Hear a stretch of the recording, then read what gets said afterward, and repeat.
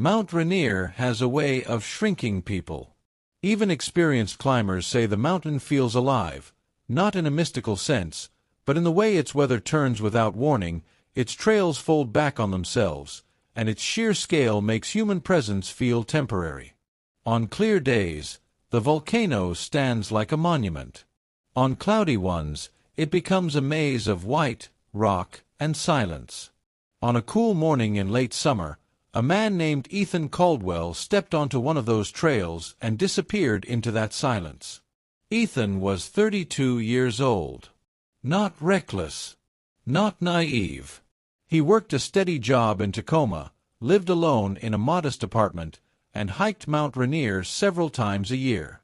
Friends described him as methodical, the kind of person who checked weather forecasts twice and packed extra socks, just in case. He wasn't chasing danger. He was chasing quiet. That morning, Ethan told his sister he planned a solo day hike. Nothing extreme. He texted her the trail name, estimated return time, and sent a photo of his boots by the door. It was something he always did, a small ritual meant to reassure the people who worried about him hiking alone. "I'll be back before dark," he wrote. That message would become the last confirmed contact anyone ever had with him. Ethan parked his car at a popular trailhead just after 7:30 a.m. Rangers later confirmed the vehicle hadn't been there overnight, meaning he arrived exactly when he said he would. Inside the car were his wallet, spare shoes, and a half-empty water bottle. Nothing suggested he planned to camp or stay longer than the day. Surveillance footage from a nearby ranger station showed Ethan walking past the camera just before 8 a.m. He wore a gray hiking jacket, dark pants, and a small blue backpack. No visible injuries. No sign of distress. He looked ordinary. And that was what unsettled investigators later. People who vanish on Mount Rainier often leave behind fragments, torn gear, abandoned packs, signs of a fall. Ethan left nothing. No calls for help. No emergency beacon activation. No broken branches. No blood. By nightfall, when he failed to return home, his sister assumed the weather had slowed him down. It wouldn't be the first time he came back late with stories about fog or rerouted trails. But by the next morning, when his phone went straight to voicemail and his car was still sitting at the trailhead, worry hardened into fear. Park authorities were notified by 9 a.m. By noon, search and rescue was mobilized. The first phase of the search was swift and confident. Rangers believed Ethan was injured or lost, possibly stuck between trail junctions. Dogs were deployed. Helicopters scanned tree lines. Volunteers fanned out in grids, calling his name into ravines and over ridges. Nothing answered back. No footprints off the trail. No dropped gear. No torn fabric caught on branches. It was as if Ethan had simply stepped out of the landscape. By day 3, the weather turned. Rain moved in, followed by heavy fog that grounded helicopters and erased scent trails. Search dogs struggled. Ground teams pushed on anyway, combing areas where hikers had vanished in the past. Still nothing. By the end of the first week, the tone of the operation changed. Search leaders began using words like recovery instead of rescue. As days passed, speculation crept in. Some wondered if Ethan had fallen into one of the mountain's hidden crevasses, deep cracks in the ice that can swallow a person whole. Others suggested wildlife. A few quietly asked whether Ethan had chosen to disappear. But none of those theories fit what little evidence existed. Ethan hadn't left behind a note. He hadn't withdrawn money. He hadn't searched for starting over or living off-grid. And most troubling of all, he hadn't taken risks. Rangers noted that Ethan had stayed on a well-traveled route, one used daily by families and tourists. If something had happened to him there, Someone should have seen something. Yet no one had. After 4 weeks, the official search was suspended. Mount Rainier had claimed another name for its list. Or so everyone thought. Fall bled into winter. Snow buried the trails. Ethan's family held a quiet memorial without a body. His apartment lease expired. His name was added to databases of missing persons who were never found. Then spring came. And with it, something no one expected. In late May, 9 months after Ethan vanished, a wildlife biologist hiking a remote ridge noticed something unusual high in the trees. A hawk's nest, massive and carefully woven, perched nearly 40 feet above the ground. At first, it looked normal. Until the wind shifted, and something blue fluttered from its edge. The biologist raised binoculars. What he saw didn't belong in a bird's nest. It wasn't bark. It wasn't feathers. It was fabric. Bright blue. Folded. And unmistakably human. The call came in just after noon.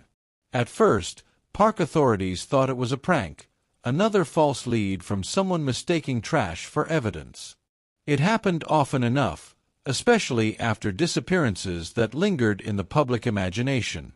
But the biologist who made the report was seasoned, careful with his words, and disturbingly specific. "There's clothing," he said. "Not torn. Not scattered. Placed." That single word changed everything. Within hours, a small team was assembled.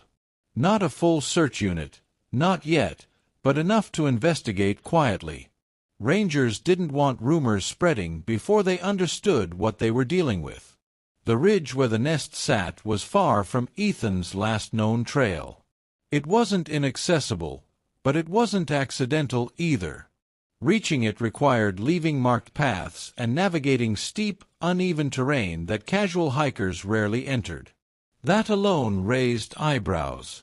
The hawk's nest was enormous, nearly 6 feet across, layered with sticks, moss, feathers, and bone fragments from prey. Red-tailed hawks often reused and expanded nests year after year, adding to them until they became towering platforms in the canopy. But this one was different. As a ranger climbed the tree using secured ropes, those on the ground watched in silence. The blue fabric was visible now even without binoculars. It sat near the center of the nest, not tangled in branches or snagged by chance, but folded inward, partially shielded by sticks. When the ranger reached the nest and carefully lifted the material, the air shifted. It was a pair of men's underwear. Clean. Not shredded. Not blood-stained. Not weather-rotted. Bright blue. Still elastic. The ranger sealed it into an evidence bag without comment, but when he climbed back down, his face said what no one wanted to voice. This hadn't ended with a fall. The underwear was transported to a regional forensic lab the same day. Park authorities notified local law enforcement, who in turn contacted Ethan's family. His sister received the call in the early evening, 9 months after she had last heard her brother's voice. She recognized the item immediately. Ethan had a habit of buying the same brand in bulk. Blue. Simple. Practical. He joked once that choosing underwear shouldn't require decision-making. DNA testing later confirmed it. The fabric belonged to Ethan Caldwell. The mountain had given something back. And what it returned made no sense at all. Investigators were quick to dismiss the idea that a bird of prey had somehow carried the underwear into the nest. Red-tailed hawks hunted small mammals. They didn't scavenge clothing. They didn't strip people.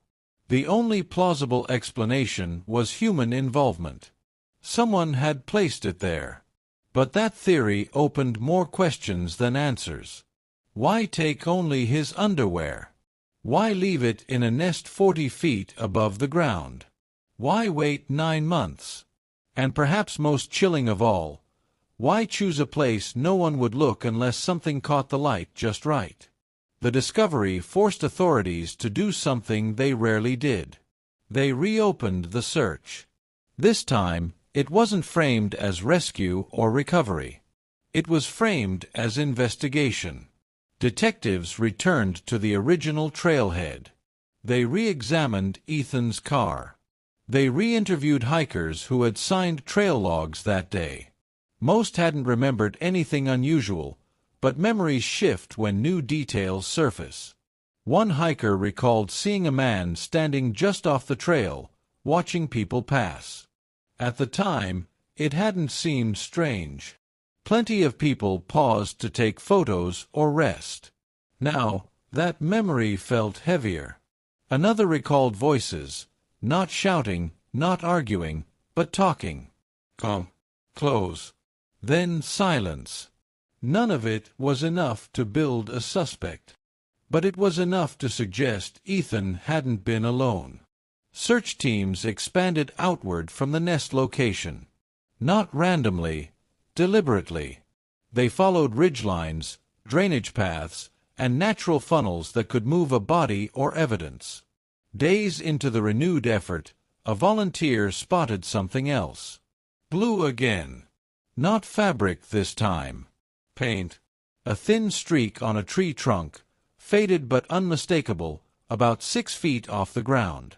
It wasn't trail marking paint. It didn't match any park maintenance color. And it wasn't old. Someone had been there. Someone who wanted to mark something. Or someone.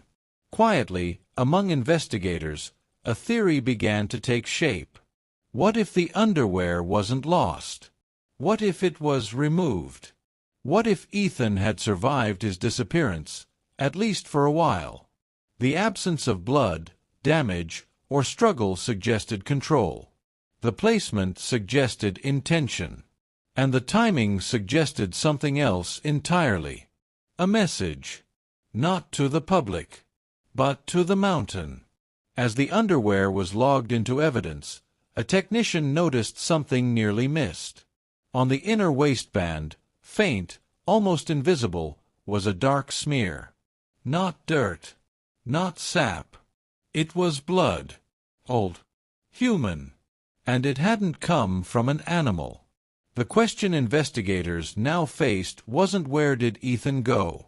It was, what happened to him after he disappeared? The underwear was never meant to be found. That became clear the more investigators studied where it had been placed. The hawk's nest wasn't visible from any established trail.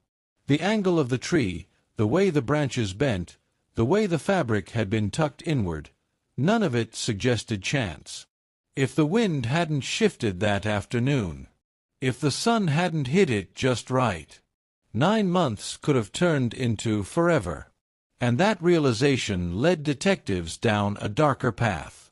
When a disappearance defies explanation, investigators do what they always do. They look for patterns. Mount Rainier had no shortage of missing hikers. Over the decades, dozens of people had vanished into its forests, glaciers, and ravines. Most were explained: falls, exposure, avalanches. But a small subset stood apart. Disappearances where clothing was found separated from the body. Items appeared in elevated or unnatural locations. No trauma was present on recovered belongings. These cases were usually dismissed individually. Different years, different victims, different trails. But laid side by side, they began to resemble something else. A retired ranger remembered one. 15 years earlier, a man in his late 20s disappeared near a subalpine zone on Rainier's eastern side. Weeks later, his hiking boot was discovered lodged in the fork of a tree, nearly 30 feet up. At the time, officials blamed animals or flash flooding. But there was no flood. And the boot hadn't been damaged. It had been placed. The case went cold. Now, reopened through a new lens, it felt uncomfortably familiar. What disturbed investigators most wasn't violence. It was restraint. There were no signs of panic in the evidence left behind. No torn seams. No frantic discarding of belongings. Everything suggested compliance, or at least submission. Psychologists consulted on the case offered a possibility no one wanted to say aloud. If Ethan had encountered someone on that trail, someone calm, confident, familiar with the terrain, he might have followed them willingly. At least at first. Investigators began profiling not a suspect, but a presence. Someone who knew remote sections of the park intimately, was physically capable of climbing trees and navigating ridges, understood animal behavior well enough to choose a hawk's nest, had patience, the kind that stretched into months. This wasn't an impulsive act. It was curated. It happened quietly. Another volunteer, another off-trail sweep, this time nearly 2 miles from the nest. They found a sock. Gray. Worn thin at the heel. Half buried under pine needles. DNA confirmed it belonged to Ethan. But again, no blood. No tearing. And again, alone. The distance between the sock and the underwear mattered. Someone had moved him. For the first time since the case reopened, investigators believed the person responsible had made an error. They had left too much behind. The sock location overlapped with an area not previously searched, an area someone assumed would remain untouched. Why? Because it wasn't accessible from the trail. Unless you knew a shortcut. The list of people with that knowledge was small. Park employees. Long-term volunteers. Frequent solo hikers. Locals who treated the mountain like a second home. Investigators quietly cross-referenced employment records, volunteer rosters, and incident reports. One name appeared more often than most. Not as a suspect, not as a witness, but as someone who was always nearby, always helpful, always present. As part of the renewed investigation, rangers reviewed old data, including emergency call recordings and ranger radio logs from the day Ethan vanished. At 10:42 a.m., a transmission stood out. A ranger reported a male hiker asking for directions off-trail. No name was recorded. No follow-up logged. At the time, it was dismissed as routine. Now, it felt like the beginning of something. What if Ethan hadn't been taken far at all? What if he had been kept within the mountain? Hidden. Moved. Controlled. The absence of remains suggested survival, at least initially.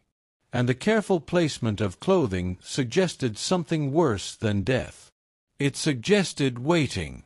As investigators prepared to widen the search once again, a biologist studying the hawk's nest made a quiet observation.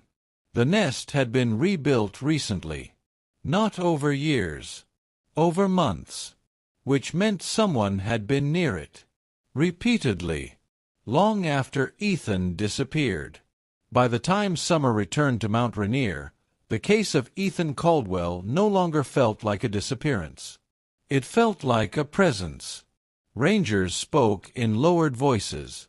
Search teams moved with an unease they couldn't name.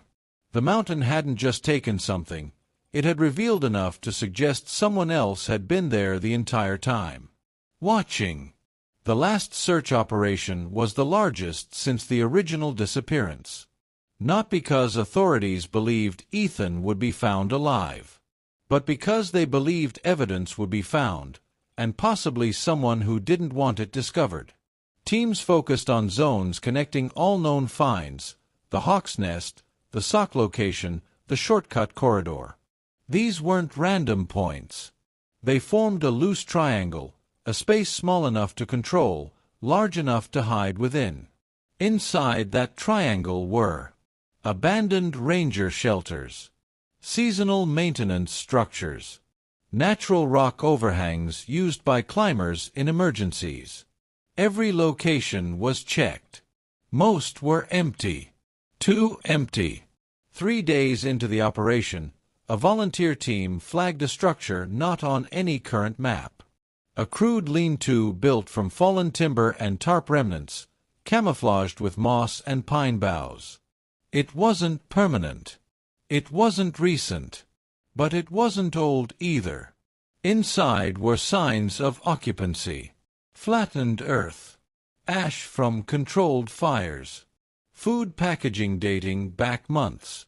And one final detail. A strip of blue fabric tied around a support branch. Faded, but unmistakable. Not underwear. A piece torn from it. There was no body. No remains. No blood trail leading away. Whatever had happened to Ethan, it hadn't ended there. Authorities debated what to release publicly. In the end, very little was shared. They cited lack of conclusive evidence. Ongoing investigative sensitivity. Privately, though, the consensus was chilling. Someone had used Mount Rainier not as a weapon, but as cover. The mountain didn't cause Ethan's disappearance. It concealed it. No arrests were made. The name that surfaced repeatedly, the one always nearby, was never charged. Circumstantial evidence wasn't enough. Familiarity with the terrain wasn't a crime. And without a body, prosecutors had nothing to stand on.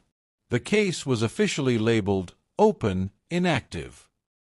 But among those who worked it, that label meant nothing, because they believed the person responsible had done this before, and could do it again. The following year, the hawk returned to the same tree, built a new nest, higher this time. No clothing was found, but rangers quietly began checking nests across the park, not because of birds, but because of people. Ethan Caldwell is still listed as missing. His family still visits the trailhead where his car once sat. And Mount Rainier still stands, unchanged, indifferent, vast. But for those who know the case, one image never fades. A pair of blue underwear, folded, placed, waiting to be seen. Not as proof of death, but as proof that someone was there and wanted to be remembered. Some disappearances feel accidental. Others feel deliberate. Ethan's feels curated. And somewhere within Mount Rainier's silence, the truth remains. Not buried, but hidden.